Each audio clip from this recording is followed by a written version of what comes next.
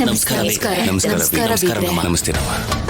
ಇಷ್ಟು ಧೈರ್ಯವಾಗಿ ಕರ್ಕೊಂಡು ಬಂದಿದ್ದಾಳೆ ಅಂದ್ರೆ ಅವಳು ಅನ್ಕೊಂಡಿರೋ ಕೆಲಸ ಮಾಡ್ತಾಳೆ ಹೇಗೆ? ಏನ್ ಬೀಗ್ರೆ, ಇದ್ದಕ್ಕಿದ್ದ ಹಾಗೆ ಏನೋ ಮಾತಾಡ್ಬೇಕು ಅಂತ ಹೇಳಿ ಕಳ್ಸಿದ್ರಂತೆ.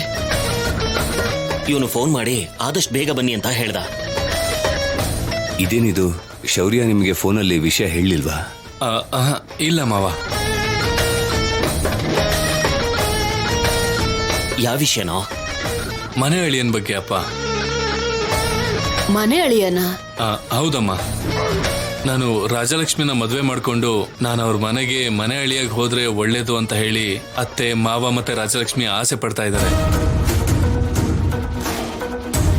ಅದು ಇಷ್ಟ ಆಗಿ ನಾನು ಕೂಡ ಓಕೆ ಅಂತ ಹೇಳಿದೆ.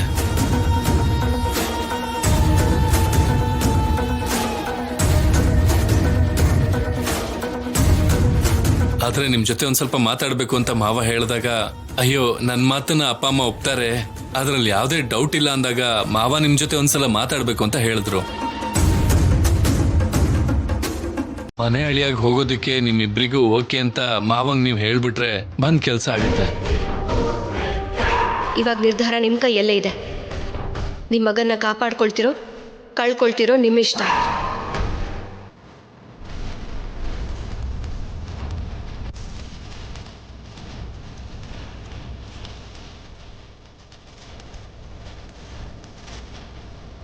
ಅಮ್ಮ, ಅಪ್ಪ, ಯಾಕೆ ಅಷ್ಟೊಂದೆಲ್ಲ ಯೋಚನೆ ಮಾಡ್ತಿದ್ದೀರಾ? ಓಕೆ ಅಂತ ಮಾವಂಗೊಂದ್ ಮಾತು ಹೇಳ್ಬಿಡಿ. ರಾಜಾರಾಮ್ ಅವ್ರೆ, ಮದ್ವೆ ಮಾಡಿ ಅತ್ತೆ ಮನೆ ಕಳ್ಸೋವಾಗ ಹೆತ್ತೋರ್ ಕಣ್ಣಲ್ಲಿ ನೀರ್ ತುಂಬಿಕೊಂಡ್ರೆ ಅದ್ರಲ್ಲಿ ಅರ್ಥ ಮತ್ತೆ ಆನಂದ ಇರುತ್ತೆ. ಈಗ ಮದ್ವೆ ಮುಂಚೆ ಮಗನ್ನ ತಂದೆ ತಾಯಿನ ಹೀಗೆ ದೂರ ಮಾಡೋದು ಅನ್ಯಾಯ ಆಗುತ್ತಲ್ವಾ?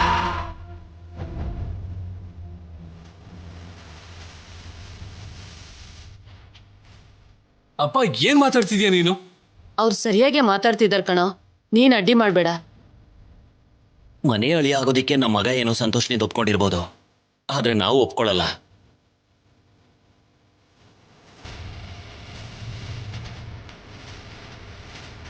ಹೌದು ಬೀಗ್ರೆ, ನಿಮ್ಮನೆ ಮಗಳು ನಮ್ಮನೆ ಸೊಸೆಯಾಗಿ ಬರ್ತಾಳೆ ಅನ್ನೋ ಆಸೆಯಿಂದ ಈ ಸಂಬಂಧನ ಒಪ್ಕೊಂಡ್ವಿ.